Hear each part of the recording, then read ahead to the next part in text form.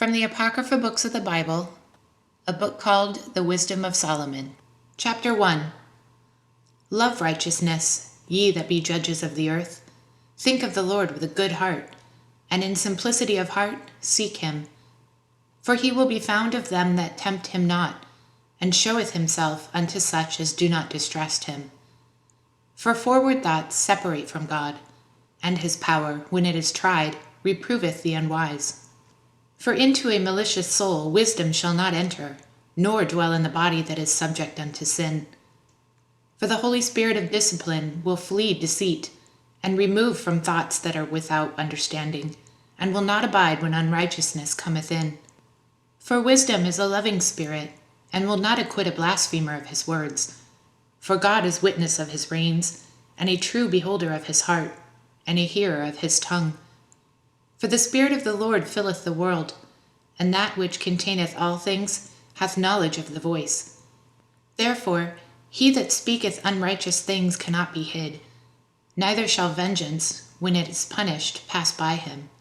For inquisition shall be made into the counsels of the ungodly, and the sound of his words shall come unto the Lord for the manifestation of his wicked deeds. For the ear of jealousy heareth all things, and the noise of murmurings is not hid. Therefore, beware of murmuring, which is unprofitable, and refrain your tongue from backbiting. For there is no word so secret that shall go for naught, and the mouth that belieth slays the soul. Seek not death in the era of your life, and pull not upon yourselves destruction with the work of your hands. For God made not death, neither hath he pleasure in the destruction of the living.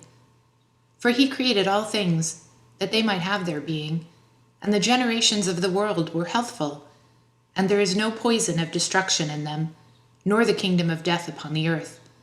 For righteousness is immortal. But ungodly men with their works and words called it to them, for when they thought to have it their friend, they consumed the knot, and made a covenant with it, because they are worthy to take part with it. Chapter 2. For the ungodly said, reasoning with themselves, but not aright, our life is short and tedious, and in the death of man there is no remedy, neither was there any man known to have returned from the grave. For we are all born in adventure, and we shall all be hereafter as though we had never been born. For the breath in our nostrils is as smoke, and a little spark in the moving of our heart, which being extinguished, our body shall be turned to ashes, and our spirit shall vanish as the soft air. And our name shall be forgotten in time, and no man shall have our works in remembrance. And our life shall pass away as the trace of a cloud, and shall be dispersed as a mist, that is driven away with the beams of the sun, and overcome with the heat thereof. For our time is a very shadow that pass away. And after our ending there is no returning, for it is fast sealed, so that no man cometh again. Come on, therefore, let us enjoy the good things that are present, and let us speedily use the creatures, like as in youth. Let us overfill ourselves with costly wine and ointments. Let no flower of the spring pass us by. Let us crown ourselves with rosebuds before they be withered. Let none of us go without his part of our voluptuousness. Let us leave tokens of our joyfulness in every place, for this is our portion, and our lot is this. Let us oppress the poor righteous man. Let us not spare the widow, nor reverence the ancient gray hairs of the aged. Let our strength be the law of justice, for that which is feasible is found to be nothing worth. Therefore, let us lie in wait for the righteous, because he is not for our turn, and he is clean contrary to our doings. He upbraideth us with our offending the law, and object to our infamy the transgressings of our education.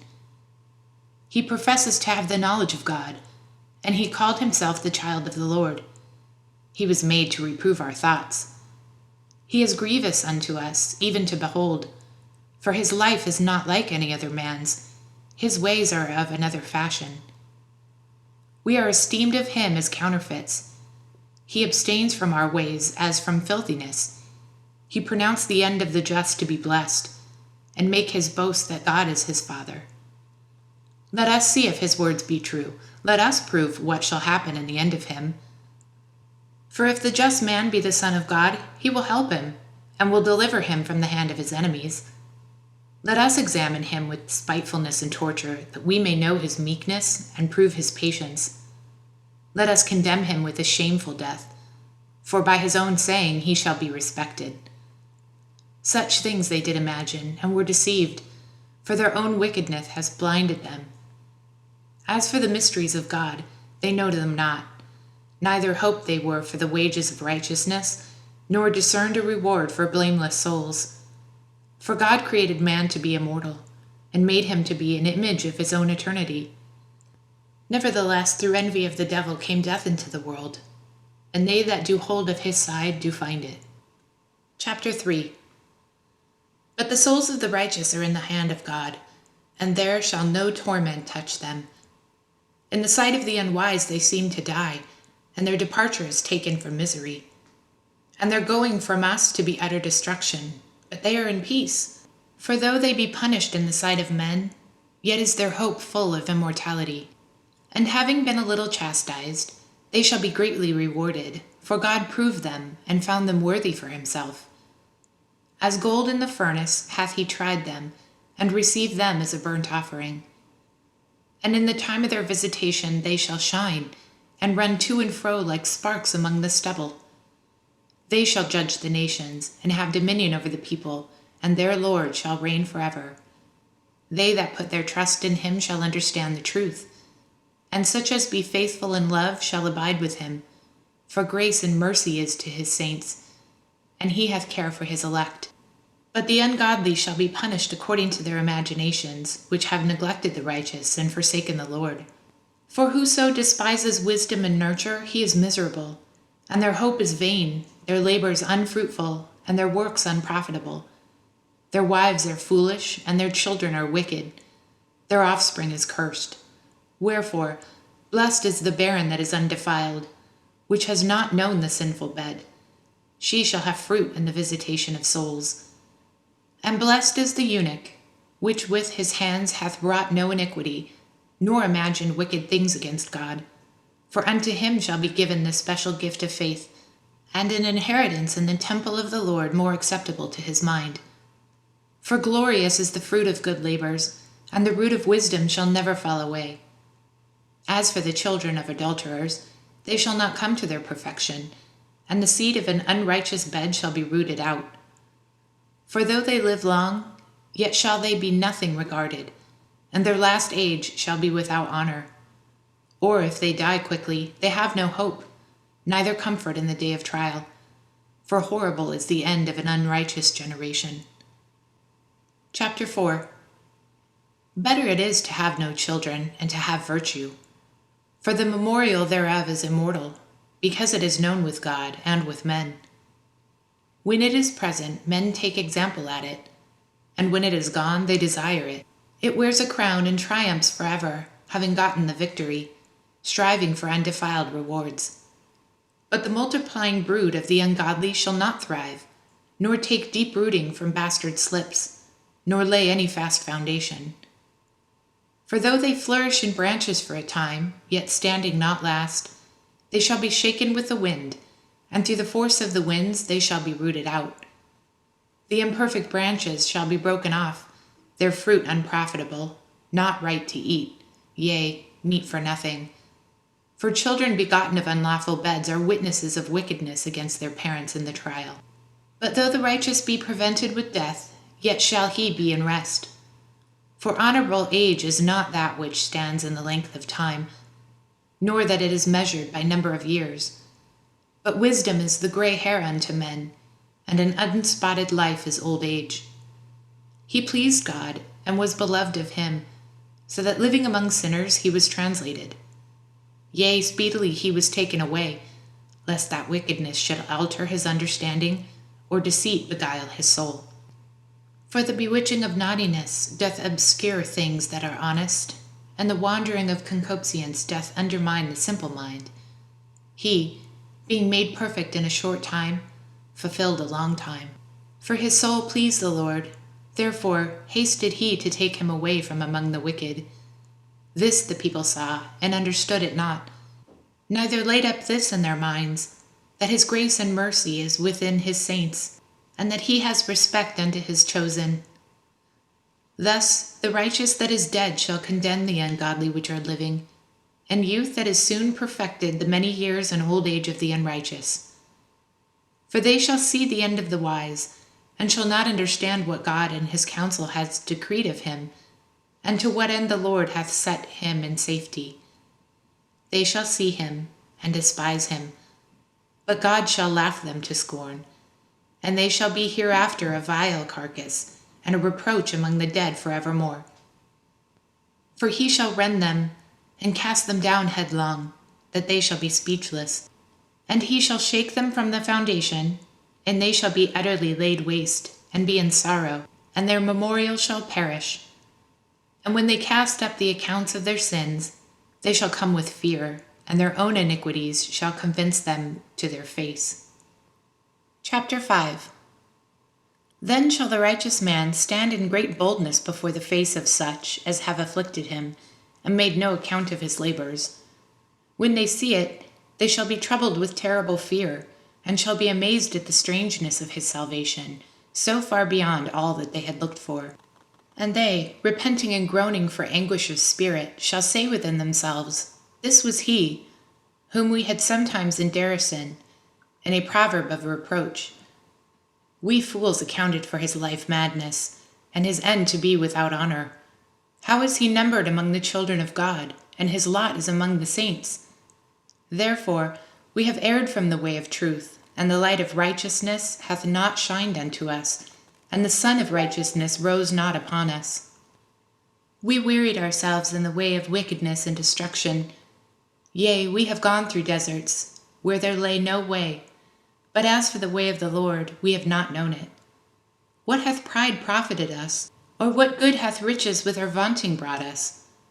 All those things are passed away like a shadow, and as a post that hasted by, and as a ship that passed over the waves of the water, which, when it is gone by, the trace thereof cannot be found, neither the pathway of the keel in the waves.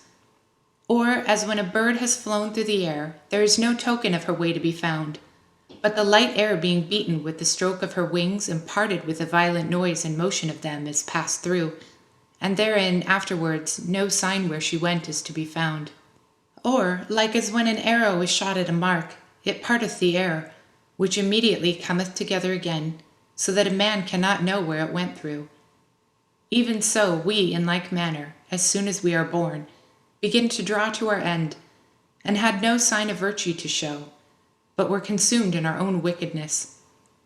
For the hope of the godly is like dust that is blown away with the wind, like a thin froth that is driven away with the storm, like as the smoke which disappears here and there with the tempest, and pass away as the remembrance of a guest that tarrieth but a day.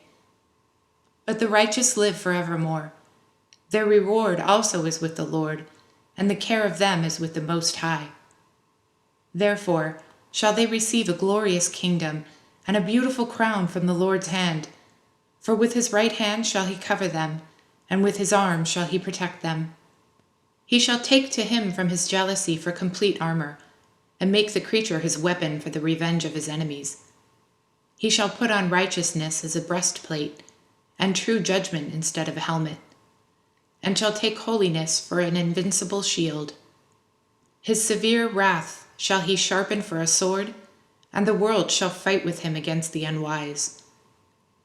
Then shall the right-aiming thunderbolts go abroad, and from the clouds, as from a well-drawn bow, shall they fly to the mark. And hailstones full of wrath shall be cast out of a stone bow. And the water of the sea shall rage against them, and the floods shall cruelly drown them. Yea, a mighty wind shall stand up against them, like a storm shall blow them away. Thus iniquity shall lay waste the whole earth, and ill-dealing shall overthrow the thrones of the mighty. Chapter 6. Hear therefore, O ye kings, and understand. Learn, ye that be judges of the ends of the earth.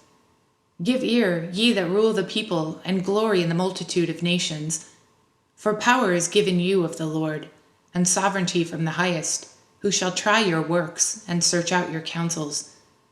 Because, being ministers of his kingdom, ye have not judged aright, nor kept the law, nor walked after the counsel of God. Horribly and speedily shall he come upon you, for a sharp judgment shall be to them that be in high places. For mercy will soon pardon the meanest, but mighty men shall be mightily tormented. For he which is Lord over all shall fear no man's person, neither shall he stand in awe of any man's greatness, for he hath made the small and great, and careth for all alike. But a sore trial shall come upon the mighty. Unto you therefore, O kings, do I speak, that ye may learn wisdom, and not fall away.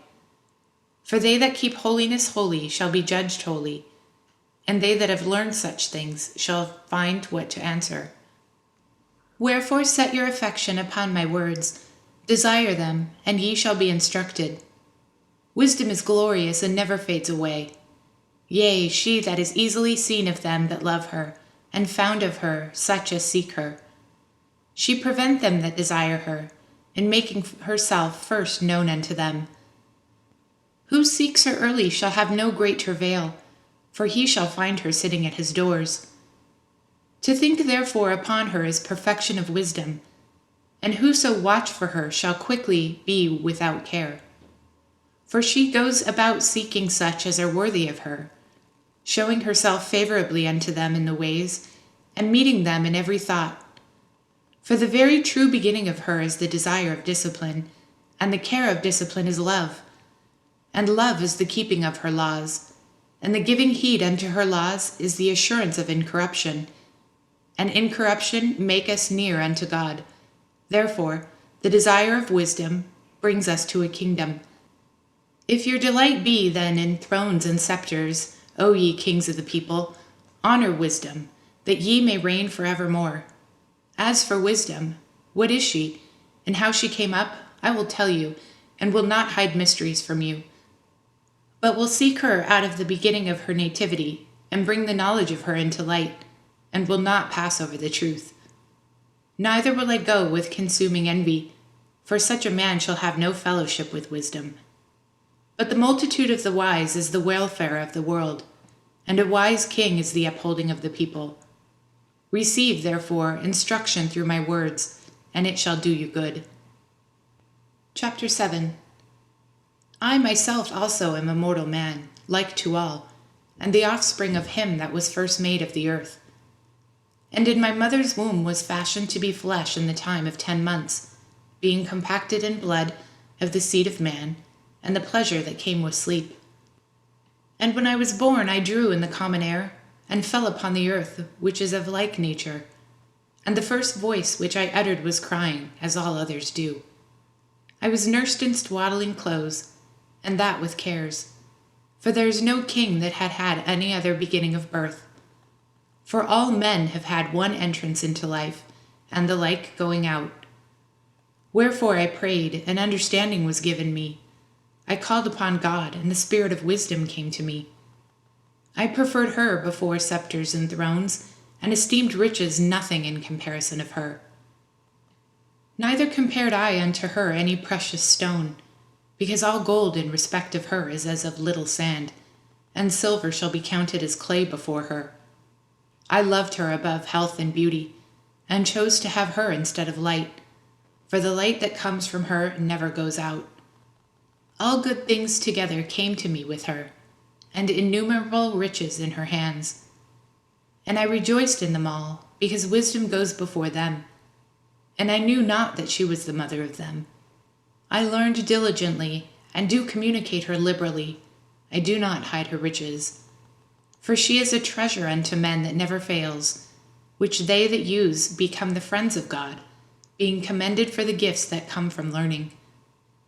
God hath granted me to speak as I would, and to convince is as to meet for the things that are given to me, because it is he that leads unto wisdom and directs the wise. For in his hand are both we and our words, all wisdom also, and the knowledge of workmanship. For he hath given me certain knowledge of the things that are, namely, to know how the world was made, and the operation of the elements, the beginning, ending, and the midst of the times, the alterations of the turning of the sun, and the change of the seasons, the circuits of years, the positions of the stars, the natures of living creatures, and the furies of the wild beasts, the violence of winds, the reasoning of men, the diversity of plant and the virtues of roots, and all such things as are either secret or manifest, them I know. For wisdom, which is the worker of all things, taught me. For in her is an understanding Holy Spirit, only one, manifold, subtle, lively, clear, undefiled, plain, not subject to hurt, loving the thing that is good quick, which cannot be letted, ready to do good, kind to man, steadfast, sure, free from care, having all power, overseeing all things, and going through all understanding, pure and most subtle spirits. For wisdom is more moving than any motion.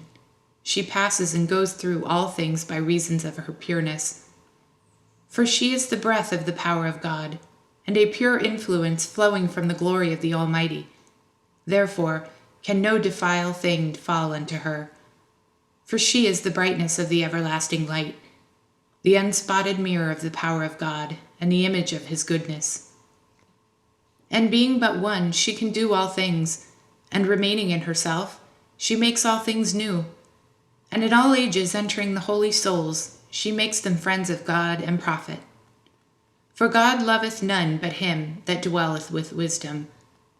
For she is more beautiful than the sun, and above all the order of the stars, being compared with the light, she is found before it. For after this cometh night, but vice shall not prevail against wisdom. Chapter 8. Wisdom reaches from one end to another mightily, and sweetly does she order all things. I loved her and sought her out from my youth. I desired to make her my spouse, and I was a lover of her beauty. In that she is conversant with God, she magnifies her nobility. Yea, the Lord of all things himself loved her. For she is privy to the mysteries of the knowledge of God, and a lover of his works. If riches be a possession to be desired in this life, what is richer than wisdom, that works all things? And if prudence work, who of all that is more cunning workman than she? And if a man loves righteousness, her labors are virtues. For she teaches temperance and prudence, justice and fortitude, which are such things as can have nothing more profitable in their life. If a man desire much experience, she knows things of old, and conjures a right wit as to come. She knows the subtleties of speeches, and can expound dark sentences. She foresees signs and wonders, and the events of seasons and times. Therefore I purposed to take her to me to live with me, knowing that she would be a counselor of good things and a comfort in cares and grief. For her sake I shall have estimation among the multitude, and honor with the elders, though I be young. I shall be found of a quick conceit and judgment, and shall be admired in the sight of great men. When I hold my tongue, they shall bide my leisure, and when I speak, they shall give good ear unto me. If I talk much, they shall lay their hands upon their mouth. Moreover, by the means of her I shall obtain immortality, and leave behind me an everlasting memorial to them that come after me. I shall set the people in order, and the nations shall be subject unto me. Horrible tyrants shall be afraid. When they do hear of me, I shall be found good among the multitude, and valiant in war.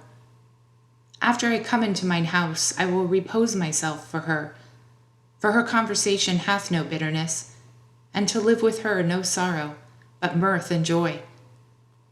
Now when I considered these things in myself, and pondered them in my heart, how that they be allied into wisdom is immortality. And great pleasure it is to have her friendship, and in the works of her hands are infinite riches, and the exercise of conference with her, prudence, and in talking with her a good report. I went about seeking how to take her with me, for I was a witty child, and had a good spirit. Yea, rather, being good, I came into a body undefiled. Nevertheless, when I perceived that I could not otherwise obtain her, except God gave her to me, and that was a point of wisdom also, to know whose gift she was, I prayed unto the Lord, and besought him, and with my whole heart I said. Chapter 9. O God of my fathers, and Lord of mercy, who hast made all things with thy word, and ordained man through thy wisdom, that he should have dominion over the creatures which thou hast made, and order the world according to equity and righteousness, and execute judgment with an upright heart. Give me wisdom that sitteth by thy throne, and reject me not from among thy children. For I, thy servant and son of thine handmaid, am a feeble person, and of a short time, and too young for the understanding of judgment and laws. For though a man be never so perfect among the children of men, yet if thy wisdom be not with him, he shall be nothing regarded. Thou hast chosen me to be a king of thy people, and a judge of thy sons and daughters. Thou hast commanded me to build a temple upon thy holy mount, and an altar in the city wherein thou dwellest, a resemblance of the holy tabernacle, which thou hast prepared from the beginning. And wisdom was with thee, which knoweth thy works, and was present when thou madest the world, and knew what was acceptable in thy sight, and right in thy commandments. O send her out of thy holy heavens, and from the throne of thy glory, that being present she may labor with me, that I may know what is pleasing unto thee. For she knoweth and understandeth all things, and she shall lead me soberly in my doings, and preserve me in her power. So shall my works be acceptable, and then shall I judge thy people righteously, and be worthy to sit in my Father's seat. For what man is he that can know the counsel of God? Or who can think with the will of the Lord? For the thoughts of mortal men are miserable, and our devices are but uncertain. For the corruptible body presseth down upon the soul, and the earthly tabernacle weigheth down the mind that museth upon many things. And hardly do we guess aright at things that are upon the earth, and with labor do we find the things that are before us. But the things that are in heaven, who hath searched out? And thy counsel who hath known, except thou give a wisdom, and send thy Holy Spirit from above? For so the ways of them which lived on the earth were reformed, and men were taught the things that are pleasing unto thee, and were saved through wisdom. Chapter 10. She preserved the firstborn father of the world, that was created alone, and brought him out of his fall, and gave him power to rule all things. But when the unrighteous went away from her in his anger, he perished also in the fury wherewith he murdered his brother.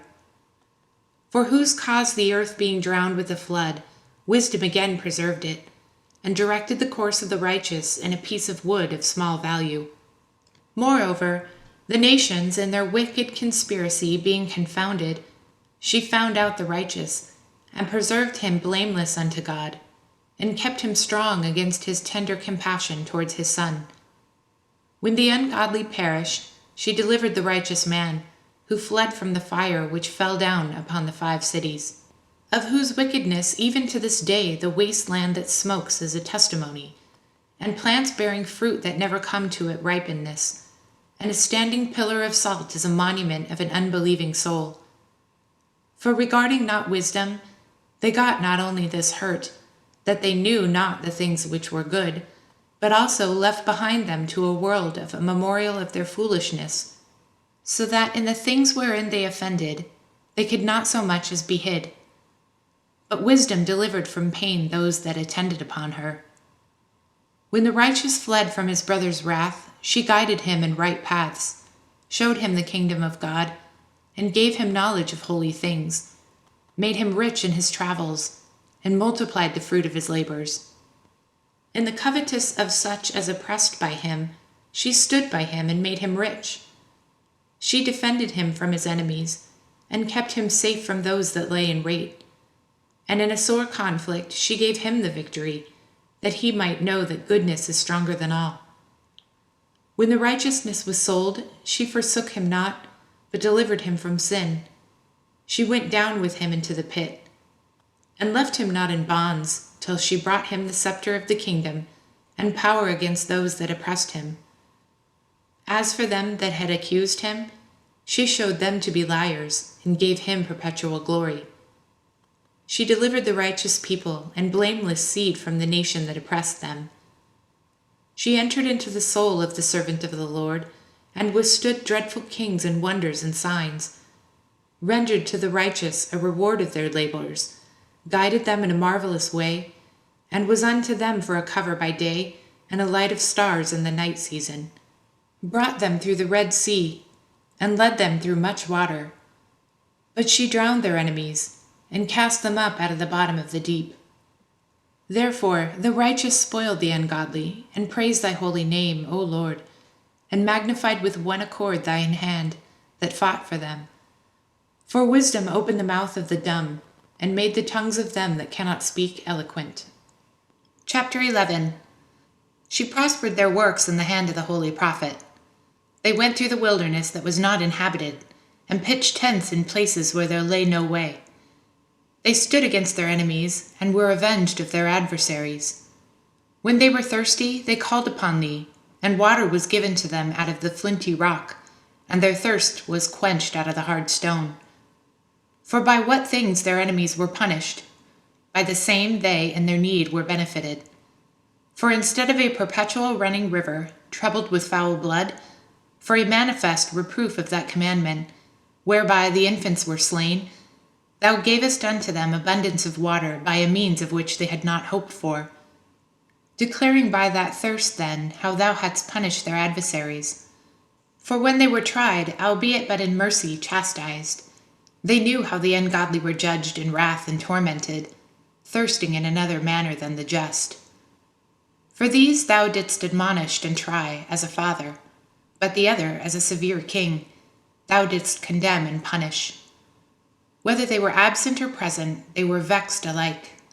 For a double grief came upon them, and a groaning for the remembrance of things past. For when they heard by their own punishments the other to be benefited, they had some feeling of the Lord, for whom they respected with scorn, when he was long before thrown out at the casting forth of the infants, him in the end, when they saw what came to pass, they admired.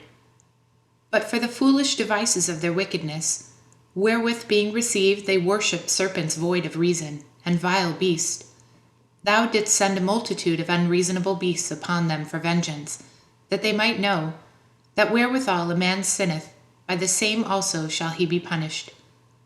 For the almighty hand, that made the world of matter without form, wanted not means to send among them a multitude of bears, or fierce lions, or unknown wild beasts, full of rage, newly created, breathing out either fiery vapor or filthy scents of scattered smoke, or shooting horrible sparkles out of their eyes, whereof not only the harm might dispatch them at once, but also the terrible sight utterly destroy them.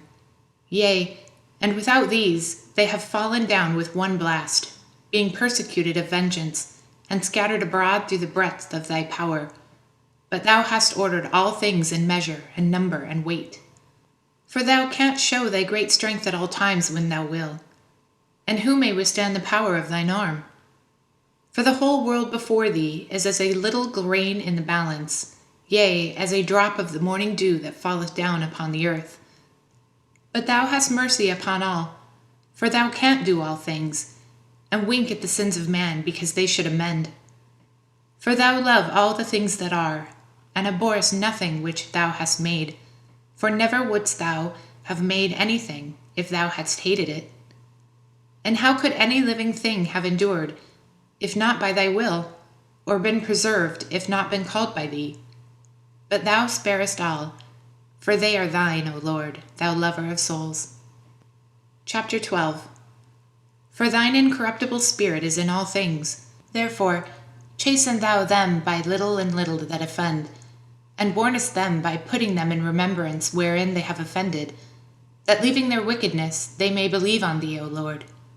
For it was thy will to destroy by the hands of our fathers both those old inhabitants of thy holy land, whom thou hatest for doing most odious works of witchcraft and wicked sacrifice, and also those merciless murders of children and devourers of man's flesh and the feasts of blood, with their priests out of the midst of their idolatrous crew, and the parents that killed with their own hands souls destitute of help.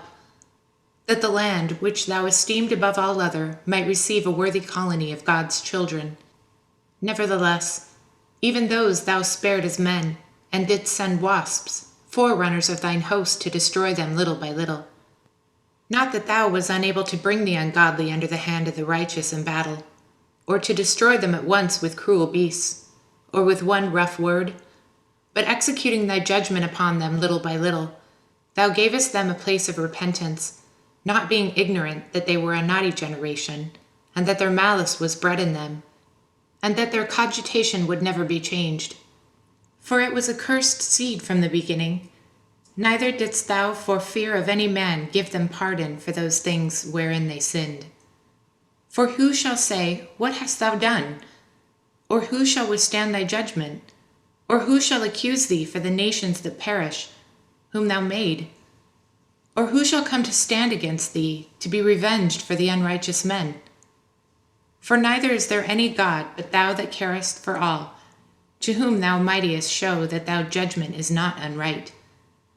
Neither shall king or tyrant be able to set his face against thee, for any whom thou hast punished. For so much then as thou art righteous thyself, thou orders all things righteously, thinking it not agreeable with thy power to condemn him that hath not deserved to be punished. For thy power is the beginning of righteousness, and because thou art the Lord of all, it maketh thee to be gracious unto all. For when men will not believe that thou art full of power, thou show thy strength, and among them that know it thou makest their boldness manifest. But thou, mastering thy power, judges with equity, and orderest us with great favor, for thou mayest use power when thou wilt. But by such works hast thou taught thy people that the just man should be merciful, and hast made thy children to be of good hope, that thou givest repentance for sins.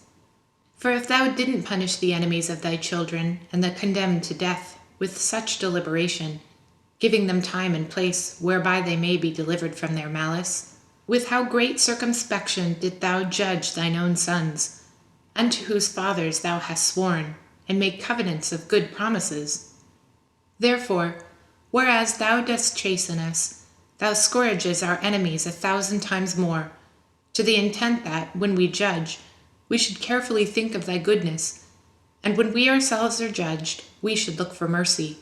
Wherefore, whereas men have lived dissolutely and unrighteously, thou hast tormented them with their own abominations. For they went astray very far in the ways of error, and held them for gods, which even among the beasts of the enemies were despised, being deceived, as children of no understanding. Therefore unto them, as to children without the use of reason, thou didst send a judgment to mock them. But they that would not be reformed by that correction, wherein he dallied with them, shall feel a judgment worthy of God.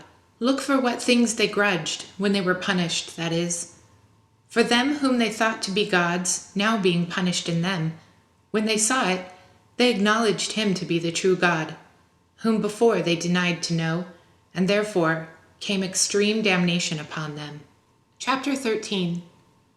Surely vain are all men by nature who are ignorant of God, and could not, out of the good things that are seen, know him that is, neither by considering the works they did acknowledge the workmaster, but deemed either fire, or wind, or the swift air, or the circle of the stars, or the violent water, or the lights of heaven to be the gods which governed the world. With whose beauty, if they being delighted took them to be gods, let them know how much better the Lord of them is, for the first author of beauty hath created them. But if they were astonished at the power and virtue, let them understand by them how much mightier he is that made them. For by the greatness and beauty of the creatures proportionally the maker of them is seen. But yet for this they are less to be blamed, for they are the peradventure err, seeking God, and desirous to find him. For being conversant in his works they search him diligently, and believe their sight, because the things are beautiful that are seen. Howbeit neither are they to be pardoned. For if they were able to know so much, they that could aim at the world, how did they not sooner find out the Lord thereof? But miserable are they, and in dead things is their hope, who call them gods, which are the works of men's hands, gold and silver to show art in, and resemblance of beasts, or a stone good for nothing, the work of an ancient hand. Now a carpenter that felleth timber, after he has sawn down a tree meet for the purpose of life, and taken off all the bark skilfully round about, and hath wrought it handsomely, and made a vessel thereof fit for the service of man's life, and after spending the refuse of his work to dress his meat, hath filled himself, and taking the very refuse among those which serve to be no use, being a crooked piece of wood, and full of knots, hath carved it diligently, when he had nothing else to do, and formed it by the skill of his understanding, and fashioned it to the image of a man, or made it like some vile beast, laying it over with vermilion, and with paint coloring it red, and covering every spot therein. And when he had made a convenient room for it, set it in a wall, and made it fast with iron. For he provided for it that it might not fall, knowing that it was unable to help itself, for it is an image, and hath need of help. Then maketh he prayer for his goods, for his wife and children, and is not ashamed to speak to that which hath no life. For health he calleth upon that which is weak, for life prayeth to that which is dead, for aid humbly beseeches that which has least means to help, and for a good journey he asks that which cannot set a foot forward, and for gaining and getting, and for good success of his hands, asks the ability of him that he is most unable to do anything. Chapter 14. Again, one preparing himself to sail, and about to pass through the raging waves, calls upon a piece of wood more rotten than the vessel that carries him. For verily desire of gain devised that, and the workman built it by his skill. But thy providence, O Father, governs it, for thou hast made a way in the sea, and a safe path in the waves, showing that thou canst save all from danger, yea, though a man went to sea without art. Nevertheless, thou would not that the works of thy wisdom should be idle, and therefore do men commit their lives to a small piece of wood, and passing the rough sea in a weak vessel are saved. For in the old time also, when the proud giants perished, the hope of the world governed by thy hand escaped in a weak vessel, and left to all ages a seed of generation. For blessed is the wood whereby righteousness comes. But that which is made with hands is cursed, as well it is, and he that made it, because he that made it, and it because being corruptible, it was called God. For the ungodly and his ungodliness are both alike hateful unto God. For that which is made shall be punished together with him that made it. Therefore, even upon the idols of the Gentiles shall there be a visitation, because in the creature of God they become an abomination, and stumbling blocks to the souls of men, and a snare to the feet of the unwise.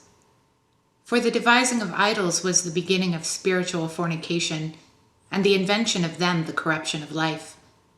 For neither were they from the beginning, neither they shall be forever.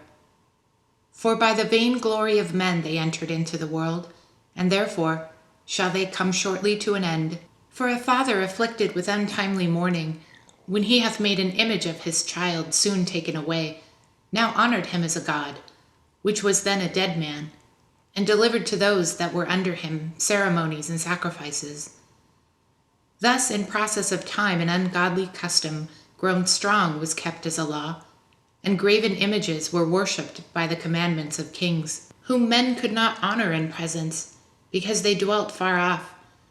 They took the counterfeit of his visage from far, and made an express image of a king whom they honored, to the end that was by their forwardness they may flatter him that was absent, as if he were present. Also, the singular diligence of the artificer did help to set forward the ignorant to more superstition. For he, peradventure willing to please one in authority, forced all his skill to make the resemblance of the best fashion. And so the multitude, allured by the grace of the work, took him now for a god, which a little before was but honored. And this was an occasion to deceive the world, for men, serving either calamity or tyranny, did ascribe unto stones and stocks the incommunicable name. Moreover, this was not enough for them, they that erred in the knowledge of God. But whereas they lived in the great war of ignorance, those so great plagues they call peace. For whilst they slew their children in sacrifices, or used secret ceremonies, or made revealings of strange rites, they kept neither lives nor marriages any longer undefiled, but either one slew another treacherously, or grieved him by adultery. So that there reigned in all men without exception blood, manslaughter, theft, and dissimulation, corruption, unfaithfulness, tumults and perjury, disquieting of good men, forgetfulness of good turns, defiling of souls, changing of kind, disorder in marriages, adultery, and shameless uncleanliness. For the worshipping of idols not to be named is the beginning, the cause, and the end of all evil. For either they are mad when they are to be merry, or prophesy lies, or live unjustly, or else lightly forswear themselves. For insomuch as their trust is in idols, which have no life, though they swear falsely, yet they look not to be hurt. Howbeit for both causes shall they be justly punished, but both because they thought not well of God, giving heed unto idols, and also unjustly swore in deceit, despising holiness. For it is not the power of them by whom they swear, but it is the just vengeance of sinners that punish always the offense of the ungodly. Chapter 15. But thou, O God, art gracious and true, long-suffering, and in mercy ordering all things. For if we sin, we are thine, knowing thy power, but we will not sin, knowing that we are counted thine. For to know thee is perfect righteousness, yea, to know thy power is the root of immortality. For neither did the mischievous invention of men deceive us, nor an image spotted with divers colors, the painter's fruitless labor, the sight whereof entices fools to lust after it, and so they desire the form of a dead image that hath no breath. Both those that make them, that they desire them, and they that worship them are lovers of evil things, and are worthy to have such things to trust upon. For the potter, tempering soft earth, fashions every vessel with much labor for our service. Yea, of the same clay he makes both the vessels that serve us for clean uses, and likewise also all such as serve to the contrary. But what is the use of either sort? The potter himself is the judge. And employing his labors lewdly, he makes a vein of God of the same clay, even he which a little before was made of earth himself, and within a little while after he returns to the same, out when his life was lent to him shall be demanded. Notwithstanding his care is, not that he shall have much labor, nor that his life is short, but strives to excel goldsmiths and silversmiths, and endeavors to do like the workers in brass, and count in his glory to make counterfeit things.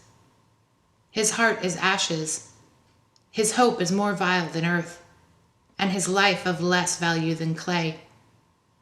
For as much as he knew not his Maker, and him that inspired into an active soul, and breathed into a living spirit. But they counted our life a pastime, and our time here market for gain. For, say they, we must be getting every way, though it be by evil means. For this man, that of earthly matter makes brittle vessels and graven images, knowing himself to offend above all others. And all the enemies of thy people, that hold them in subjection, are most foolish, and are more miserable than very babes.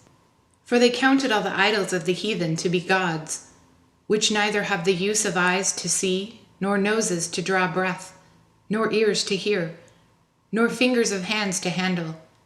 And as for their feet, they are slow to go. For man made them, and he that borrowed his own spirit fashioned them. But no man can make a god like unto himself. For being mortal, he worked dead things with wicked hands. For he himself is better than the things that he worshipped, whereas he lived once, but they never. Yea, they worship those beasts also that are most hateful, for being compared together, some are worse than others. Neither are they beautiful, so much as to be desired in respect of beasts, but they went without the praise of God and his blessing. Chapter 16. Therefore, by the like were they punished worthily, and by the multitude of beasts tormented. Instead of which punishment, dealing graciously with thine own people, thou prepared for them meat of a strange taste, even quails to stir up their appetite, to the end that they, desiring food, might for the ugly sight of the beast sent among them loathe even that, which they must needs desire. But these, suffering for a short space, might be made partakers of a strange taste. For it was a requisite, that upon them exercising tyranny should come penury, which they could not avoid. But to these it should only be shown how their enemies were tormented. For when the horrible fierceness of beasts came upon these, and they perished with the stings of crooked serpents, thy wrath endured not forever. But they were troubled for a small season, that they might be admonished, having a sign of salvation, to put them in remembrance of the commandment of the law. For he that turned himself toward it was not saved by the thing that he saw, but by thee. Thou art the Saviour of all. And in this thou madest thine enemies confess, that it is thou who deliverest from all evil. For them the biting of grasshoppers and flies killed, neither was there found any remedy for their life, for they were worthy to be punished by such. But thy sons not the very teeth of venomous dragons overcame, for thy mercy was ever by them, and healed them. For they were pricked, that they should remember thy words, and were quickly saved, that not falling into deep forgetfulness, they might be continually mindful of thy goodness. For it was neither herb nor mollifying plaister that restored them to health, but thy word, O Lord, which heals all things. For thou hast the power of life and death. Thou leadest to the gates of hell, and bringest up again. A man indeed killing through his malice, and the spirit, when it is gone forth, returneth not, neither the soul received cometh up again. But it is not possible to escape thine hand. For the ungodly, that denied to know thee, were scourged by the strength of thine arm. With strange rains, hails, and showers they were persecuted, that they could not avoid, and through fire they were consumed. For, which is to be most wondered at, the fire had more force than the water, that quenched all things, for the world fights for the righteous. For some time the flame was mitigated, that it might not burn up the beasts that were sent against the ungodly, but themselves might see and perceive that they were persecuted with the judgment of God. And at another time it burned even in the midst of the water above the power of fire, that it might destroy the fruits of an unjust land. Instead whereof thou feedest thine own people with angels' food, and didst send them from heaven bread prepared without their labor, able to content every man's delight, and agreeing to every taste. For thy sustenance declared thy sweetness unto thy children, and serving to the appetite of the eater, tempted itself into every man's liking. But snow and ice endured the fire, and melted not, that they might know that fire burning in the hail, and sparkling in the rain, did destroy the fruits of the enemies. But this again did not even forget his own strength, that the righteous might be nourished. For the creature that serveth thee, who art the Maker, increases his strength against the unrighteous for their punishment, and albeit his strength for the benefit of such as put their trust in thee. Therefore even then was it altered into all fashions, and was obedient to thy grace, that nourished all things, according to the desire of them that has need. That thy children, O Lord, whom thou lovest, might know, that it is not the growing of fruits that nourish man, but that it is thy word, which preserves them that put their trust in thee. For that which was not destroyed of the fire, being warmed with a little sunbeam, soon melted away, that it might be known that we must prevent the sun to give thee thanks, and at the dayspring pray unto thee. For the hope of the unthankful shall melt away as the winter's hoarfrost, and shall run away as an unprofitable water. Chapter 17. For great are thy judgments, and cannot be expressed. Therefore unnurtured souls have erred. For when unrighteous men thought to oppress the holy nation, they being shut up in their houses, the prisoners of darkness, and fettered with the bonds of a long night, lay there exiled from the eternal providence. For while they supposed to lie hid in their secret sins, they were scattered under a dark veil of forgetfulness, being horribly astonished and troubled with strange apparitions. For neither might the corner that held them keep them from fear, but noises falling down sounded about them, and sad visions appeared to them with heavy countenance. No power of the fire might give them light, neither could the bright flames of the stars endure to lighten that horrible night. Only there appeared unto them a fire kindled of itself, very dreadful. For being much terrified, they thought the things which they saw to be worse than the sight that they saw not. As for the illusions of art magic, they were put down, and their vaunting in wisdom was reproved with disgrace. For they that promised to drive away terrors and troubles from a sick soul were sick themselves of fear, worthy to be laughed at.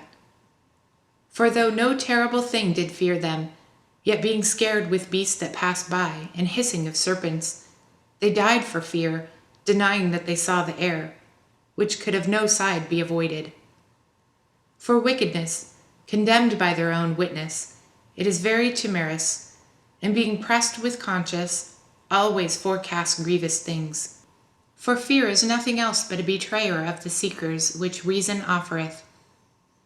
And the expectation from within, being less, counts the ignorance more than the cause which bring the torment. But they sleeping the same sleep that night, which was indeed intolerable, and which came upon them out of the bottoms of inevitable hell, were partly vexed with monstrous apparitions, and partly fainted, their hearts failing them, for a sudden fear, and not looked for, came upon them. So then whosoever there fell down was as straitly kept, shut up in a prison without iron bars. For whether he was a husbandman, or a shepherd, or a laborer in the field, he was overtaken, and endured that necessity, which could not be avoided, for they were all bound with one chain of darkness. Whether it were a whistling wind, or a melodious noise of birds among the spreading branches, or a pleasing fall of water running violently, or a terrible sound of stones cast down, or a running that could not be seen of skipping beasts, or a roaring voice of most savage wild beasts, or a rebounding echo from the hollow mountains, these things made them swoon for fear. For the whole world shined with a clear light, and none were hindered in their labor. Over them only was spread a heavy night, an image of that darkness which should afterward receive them, but yet they were unto themselves more grievous than the darkness. Chapter 18. Nevertheless, thy saints had a very great light, whose voice they kept hearing, and not seeing their shape, because they also had not suffered the same things, they counted them happy. But for they that did not hurt them now, of whom they had been wronged before, they thanked them, and besought them pardon, for that they had been enemies. Instead whereof thou gavest them a burning pillar of fire, both to be a guide for the unknown journey, and a harmless sun to entertain them honorably. For they were worthy to be deprived of light and imprisoned in darkness, who had kept thy sons shut up, by whom the uncorrupt light of the law was to be given unto the world. And when they had determined to slay the babes of the saints, one child being cast forth and saved, to reprove them, thou tookest away the multitude of their children, and destroyed them altogether in a mighty water. Of that night were our fathers certified afore, that assuredly knowing unto what oaths they had given credence, they might afterwards be of good cheer. So of thy people was accepted both the salvation of the righteous and destruction of the enemies. For wherewith thou didst punish our adversaries, by the same thou didst glorify us, whom thou hadst called. For the righteous children of good men did sacrifice secretly, and with one constant made a holy law, that the saints should be like partakers of the same good and evil, the fathers now singing out the songs of praise. But on the other side there sounded an ill-according cry of the enemies, and a lamentable noise was carried abroad for children that were bewailed. The master and the servant were punished after one manner, and like as the king, so suffered the common person. So they all together had innumerable dead with one kind of death. Neither were the living sufficient to bury them, for in one moment the noblest offspring of them was destroyed. For whereas they would not believe anything by reason of the enchantments, upon the destruction of the firstborn, they acknowledged this people to be the sons of God. For while all things were in quiet silence, and that night was in the midst of her swift course, thine almighty word leapt down from the heaven out of thy royal throne, as a fierce man of war into the midst of a land of destruction, and brought thine unfeigned commandment as a sharp sword, and standing up filled all things with death. And it touched the heaven, but it stood upon the earth. Then suddenly visions of horrible dreams troubled them sore, and terrors came upon them unlooked for. And one thrown here and another there, half dead, showed the cause of his death. For the dreams that troubled them did foreshow this, lest they should perish and not know why they were afflicted. Yea, the tasting of death touched the righteous also, and there was a destruction in the multitude in the wilderness, but the wrath endured not long. For then the blameless man made haste, and stood forth to defend them, and bringing the shield of his proper ministry, even prayer, and the propitiation of incense, set himself against the wrath, and so brought the calamity to an end, declaring that he was thy servant. So he overcame the destroyer, not with strength of body, nor force of arms, but with a word subdued him that punished, alleging the oaths and covenants made with his father. For when the dead were now fallen down by heaps one upon another, standing between, he stayed the wrath, and parted the way to the living. For in the long garment was the whole world, and in the 4 rows of the stones was the glory of the Father's graven, and thy majesty upon the datum of his head. Unto these the destroyer gave place, and was afraid of them, for it was enough that they only tasted of the wrath. Chapter 19. As for the ungodly, wrath came upon them without mercy unto the end, for he knew before what they would do, how that having given them leave to depart, and sent them hastily away, they would repent and pursue them. For while they were yet mourning and making lamentation at the graves of the dead, they added another foolish device, and pursued them as fugitives, whom they had entreated to be gone. For the destiny, whereof they were worthy, drew them unto this end, and made them forget the things that had already happened, that they might fulfill the punishment which was wanting to their torments. And that thy people might pass a wonderful way, but they may find a strange death. For the whole creature in his proper kind was fashioned again anew, serving the peculiar commandments that were given unto them, that thy children might be kept without hurt, as namely, a cloud shadowing the camp, and where water stood before, dry land appeared, and out of the Red Sea a way without impediment, and out of the violent stream a green field, where through all the people went that defended with thy hand, seeing thy marvelous strange wonders. For they went at large like horses, and leapt like lambs, praising thee, O Lord, who hadst delivered them. For they were yet mindful of the things that were done while they sojourned in the strange land, how the ground brought forth flies instead of cattle, and how the river cast up a multitude of frogs instead of fish. But afterward they saw a new generation of fowls, when, being led with their appetite, they asked delicate meats. For quails came up unto them from the sea for their contentment. And punishments came upon the sinners, not without former signs by the force of thunder, for they suffered justly according to their own wickedness, insomuch as they used a more hard and hateful behavior towards strangers. For the Sodomites did not receive these, whom they knew not when they came, but these brought friends into bondage, that they had well deserved of them. And not only so, but peradventure some respect shall be had of those, because they use strangers not friendly. But these very grievously afflicted them, whom they had received with feastings, and were already made partakers of the same laws with them. Therefore, even with blindness were these stricken, as those that were at the door of a righteous man, when being compared with a horrible great darkness, everyone sought the passage of his own doors.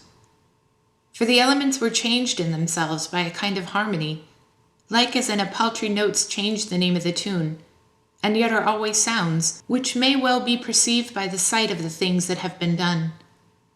For earthly things were turned into water, and the things that swam before in the water now went up upon the ground. The fire had power in the water, forgetting his own virtue, and the water forgat his own quenching nature. On the other side, the flames wasted not the flesh of the corruptible living things, though they walked therein, neither melted they the icy kind of heavenly meat that was of nature apt to melt. For in all things, O Lord, thou didst magnify thy people, and glorify them, neither didst thou lightly regard them, but did assist them in every time and every place.